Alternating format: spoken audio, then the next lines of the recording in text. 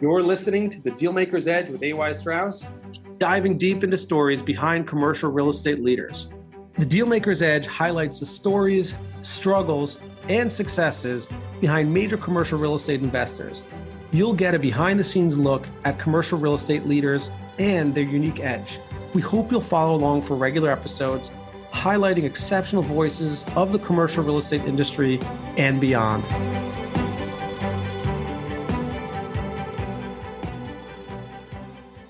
Today, I'm joined by Ross Cooper, who's the president of Kimco, which is a publicly traded REIT on the New York Stock Exchange. It's been public since 1991.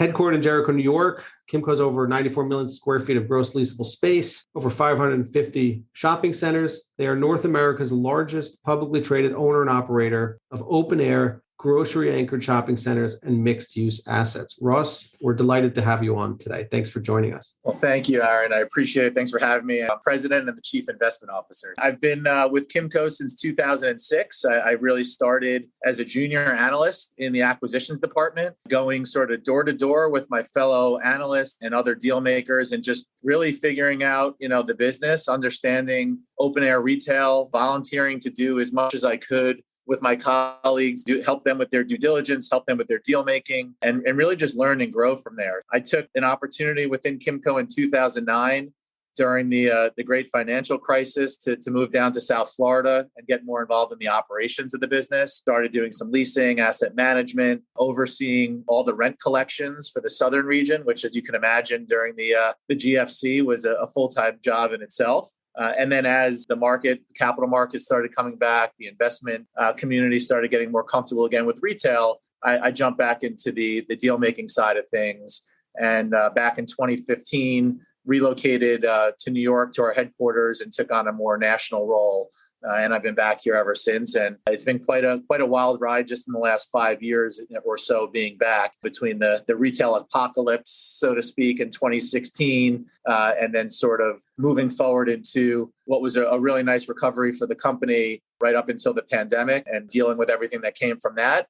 And now being in a place where retail, open air retail in particular, is really back in the minds of lots of investors and has really shown its utility through this pandemic. We feel that we have the wind at our backs a little bit. In the retail world, there's always, some surprises ahead of us. So we're just being extremely disciplined in our investment strategy, but we're seeing a lot of demand for our product. And we're really excited with the market that we're in today. So we'll see what the rest of the year brings and what 2022 brings ahead. Yeah, it's fantastic. I know just as a stock price pop over the last year, it's really testament to all the hard work you've been doing. And the cream always rises to the top.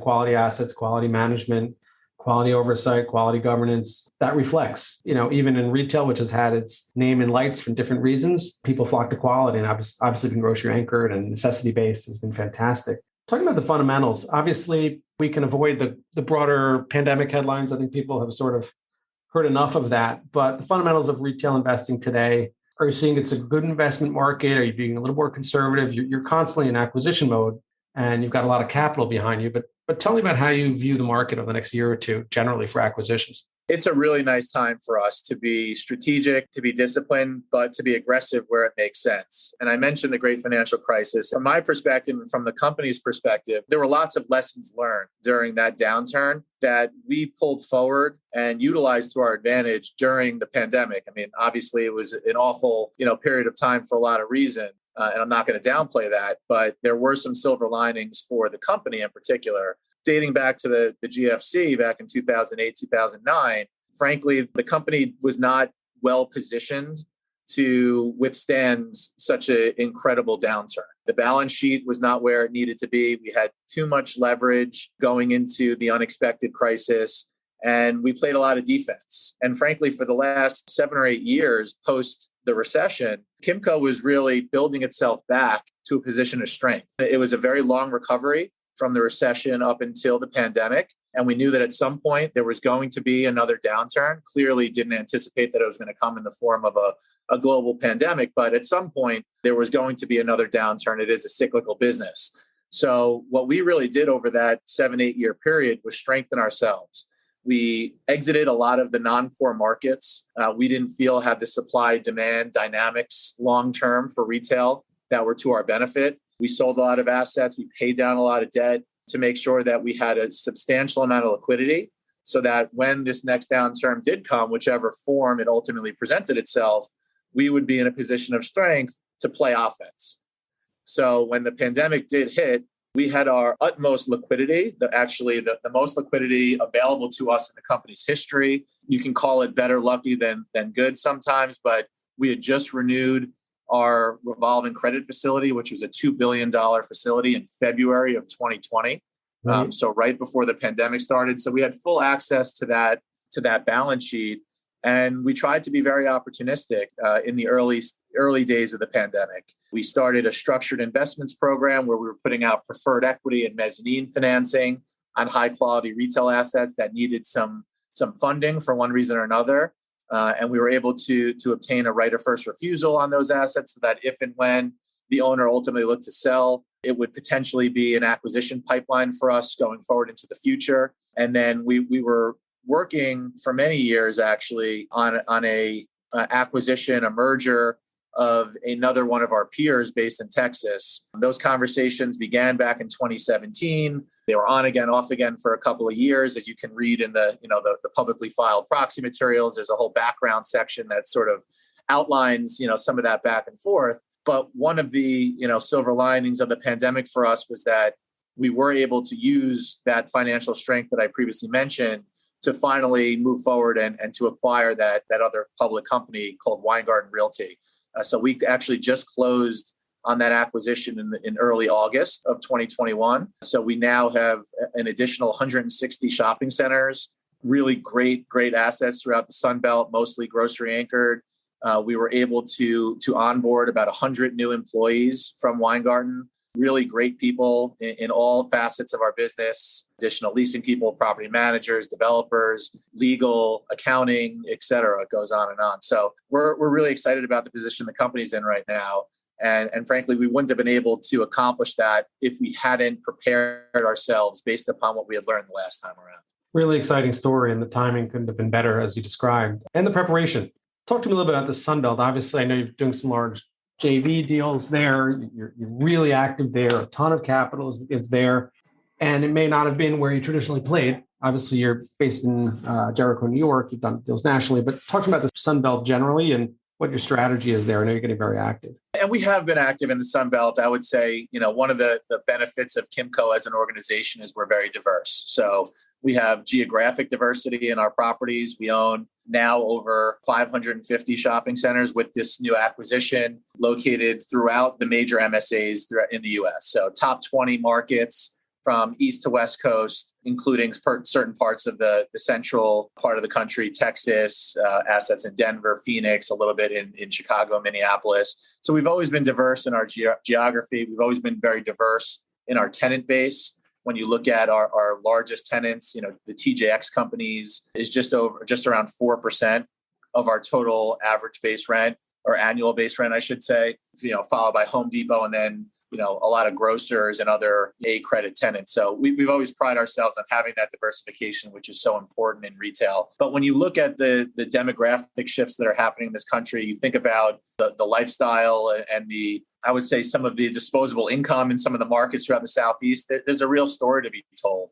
I mentioned I lived down in South Florida for 6 years and covered the Southeast of the country for Kimco. And I could see firsthand what was happening in some of those markets throughout the Carolinas. You look at Charlotte, you look at the Research Triangle, you look at South Florida, Central Florida and Orlando, Tampa on the West Coast of the state. There's a lot of exciting things happening in that part of the country. And that's not to say that we're not bullish on the recovery in New York, and we're always going to continue to see the benefits of living and investing in California and the Pacific Northwest and the supply constraints that you see in a lot of those markets. But with where we are today, and it's not just retail, you look at all asset classes, whether it be industrial, multifamily, self-storage, the Sun Belt is a very hot market for good reason. For all the obvious reasons, for sure. Tell me about the things that are not sort of the retail story. I mean, the preferred and mezz space you've gotten into, I'm pretty sure is centered around retail. That's your core strength. But I know that certain properties sometimes get redeveloped. You're not really in the redevelopment business per se, but there's interesting joint ventures on the periphery. How much are you dipping your toes into things that are outside of the traditional sort of core Kimco deals? That's very much a huge focus for the company. We do pride ourselves on our redevelopment and our development capabilities. We have staffed up over the last 5 or 6 years with a significant amount of really, really high quality developers. And it starts from the dirt. The way that our process works is we have dedicated employees that are focused entirely on entitling our asset. So we view ourselves, while our expertise is retail, we're a real estate company. And we own a lot of properties throughout the country, as I mentioned, that were built in some cases in the 1950s and the 1960s in these dense infill locations where we've seen these cities grow up around us. And we're still, in many cases, sort of the last single story retail shopping center with 75% of our parking fields that are non-income producing surface parking lots. And you have high rises and density all around us. We have very much focused our real estate on highest and best use. We have over 5,000 multifamily units entitled throughout our portfolio. We have another 5,000 in the works being entitled that should be active in the next few years. When you think about what the future of Kimco is, it's going to be a combination, always again at our core, open air retail and primarily grocery anchored retail. But very selectively throughout the country, we've been activating mixed use projects where we can bring to that property a multifamily component. We can bring to that property a hospitality component or an office component, whatever the case may be for that real estate, but we're going to do it in a very selective way. We may put some capital, Kimco capital, into these projects with a joint venture partner that has that expertise in multifamily or hospitality. We've done a significant amount of longer term ground leases with hotel developers, office developers, multifamily developers. We have contributed some of our dirt into partnerships in order to effectuate some of these projects. And in some cases, we've just sold off the dirt and retained the retail so that we sort of get the benefit of that non-retail use while still maintaining the core retail component, which is our bread and butter. Great answer. And continue to innovate and obviously keep your investment thesis strong, which is continuing to add the highest and best use. And it's clearly coming through with the investor community. Tell me a little bit about your edge. You've got a lot of responsibility. Relatively young guy, you got a personal life, you got a professional life. You've got a lot of capital that's watching, how you're managing day to day, how you're the governance at Kimco. I believe you guys have had a great reputation, great run for a really, really long time. How are you sort of managing that pressure, having so much responsibility? Obviously, you have a great team. You've been there a long time. You've grown up in the business, but it's a stressful role. I mean, how are you sort of managing that day to day? I'd love to hear. You said it. It's the team. When we think about what Kimco is and, the company that was established in the 1950s, it's all about culture. And a lot of what we do is about communication. In the midst of the pandemic, it was pretty terrifying early on, not knowing how a company of our size and our scale could manage through a situation where people were all working from home. And I give a ton of credit to our entire team, our IT department. First day of the pandemic, everybody was mobile and working from home. We have our cell phones, we have our iPads, we have our laptops. And it's incredible to think that, the communication actually strengthened over the pandemic, which was not a given at the early stages. So I've been fortunate that I sort of grew up at the company and I had a lot of mentors that really helped me get to where I am. And I try to pay that back as best as I can. And one of the things that we do at Kimco is that for every single new hire that comes into the company, and as I mentioned, we just onboarded 100 new employees from Weingarten via our acquisition, every single new employee has a mentor. So it is so important for us to align new people with people that have been at the company for a while, because culture is something that we feel so strongly about here. And it's hard to teach that, especially in an environment where people are still remote or hybrid or whatever the case may be. So it's all about the team.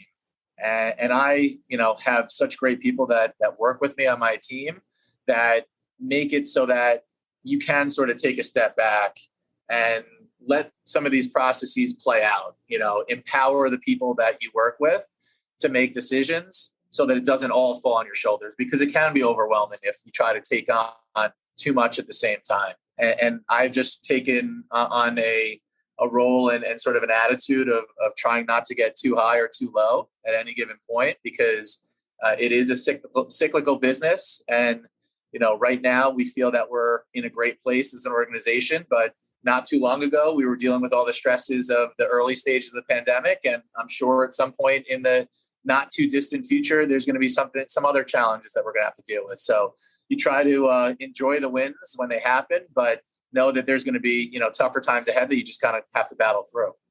Yeah, really well said. And besides that open, honest communication, if I were to guess, I would say probably humility must be a core theme in your culture. Just listen to you speak. Would you describe the culture in another way? Any other adjectives you think that'd be applicable?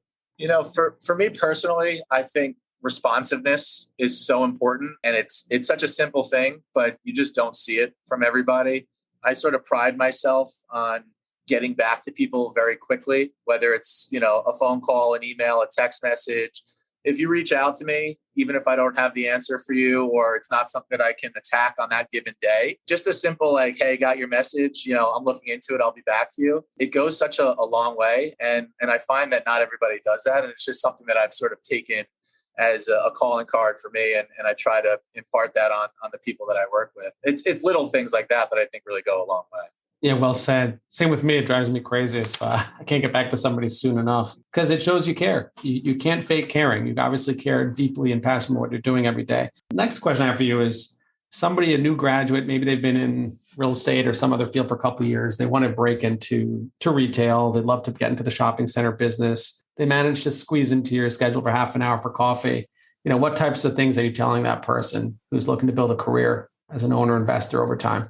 I think it's just being open-minded and being willing to do things that are maybe not overly comfortable. I mean, I can't tell you how many people I have conversations with, to your point, young people that are in undergrad or graduate programs that reach out to me, on a complete cold call or email me cold, probably don't anticipate getting a response. And I'll get back to them in a day and say, hey, happy to chat with you. And, let's put something on the calendar. We'll catch up. And it was probably very challenging for that person to actually take that step. But I think at the end, it's not necessarily going to result in a job offer at Kimco, but if I can give a little bit of, my experience or put them in touch with somebody else that maybe does have an opening that works, it's really just having that open door mentality and that open-mindedness.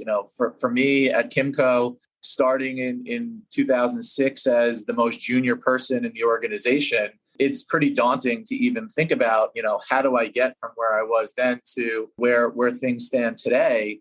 And for me, it was just kind of putting your head down and taking it one day at a time and being willing to take opportunities that maybe weren't what you anticipated. I didn't plan on taking a position with the company in 2009 in South Florida while my wife is from there and she has family there. So it worked out nicely for us. It was not part of my quote unquote plan, but I sort of jumped at that opportunity when it presented itself. It enabled me to learn a different part of the business than I had experience with on the operations side. And then having sort of that well-rounded knowledge when our now CEO, Connor Flynn, reached out to me and asked me to move back to New York. I jumped at that opportunity, even though I started to really love living in South Florida and could have seen myself really establishing my life down there. But being flexible and knowing that taking that next step was important for my career is sort of a piece of advice that I would definitely give to others.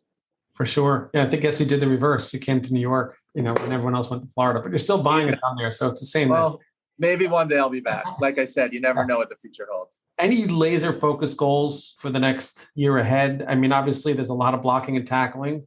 Just getting the core business executed and day to day is massive. But if you had to focus on one thing over the next year, do you have one thing resonating in your mind? Yeah, it's a good question. I mean, I haven't thought about 1 year ahead. We try, and one of the nice things about our company, and I would say our management team in particular, we have a pretty young team. Our CEO is in his early 40s. I'm just about 40. Our COO also early 40s. So we try to talk longer term. It's so easy to get caught up in the quarter to quarter, reporting, particularly as a public company. We're releasing our earnings in a couple of days. And then, as soon as that's done, we start working on the next 90-day cycle. And that's basically what we're judged on. And that's our report card is our stock price. But our real estate is a real living and breathing thing that needs some nurturing and oftentimes will not reach its full potential for many years to come. So one of the things that we talked about with our redevelopment program, it's not thinking about what does our portfolio look like next year. Granted, we're making daily decisions that impact that, but we just put out earlier this year our 2025 goals. And we've put out ESG goals for the company that are 2030, 2040, 2050. So as important as it is to make good quality day-to-day decisions, we're trying to look at our portfolio as what can it be 10 years from now? What could it be beyond that? And I think that's important as a real estate investor, if that's what your strategy is. There are people that are building to sell and they're very focused on the here and the now. We're as much focused on the here and the now as we are with what things look like down the road. Yeah, well said, Ross. And there's no question that leadership, in environmental, social, and governance, investors and the world are paying attention to that. And clearly going after the highest and best use, having the focus you have, day-to-day execution, it's really a great story that has many, many years ahead of it to watch unfold further. But anyway, I want to thank you for being on this morning. It was a fantastic conversation. Really appreciate the time. My pleasure. Thanks again for having me. Thank you for joining the Dealmaker's Edge. Don't forget to follow us on your favorite podcast platform. Give us a 5-star rating so more people can follow the conversation.